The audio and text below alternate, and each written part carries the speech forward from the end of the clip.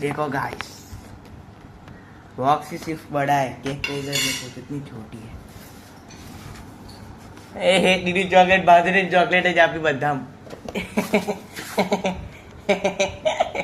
दीदी ने पोपट देगी। देखो गाइस, अभी मैं पपम खा रहा हूँ, केक भी अभी मैंने खाई है, पपम भी खा रहा हूँ, दो केक खाए अभी गाइस, नया नया टेस्ट। ये बहुत बोल रहा है, तारक मेहता का उल्टा चश्मा भी देख रहा हूँ। चलो गाइस, लाइक शेयर सब्सक्राइब कीजिए। હે નહીં આવતો આજે મેં રોનિતને જ કીધું ગણેશ મળે કે નહીં મળતો કે એ મળે પણ પેલો ગુડ્ડો તો એટલે એટીટ્यूडમાં ચાલે।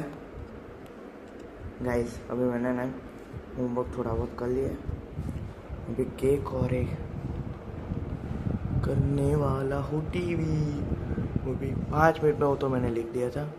दरवाजा खोल दिया, पंखा भी चालू है, बहुत आवाज़ करता है पंखा भी। ये देखो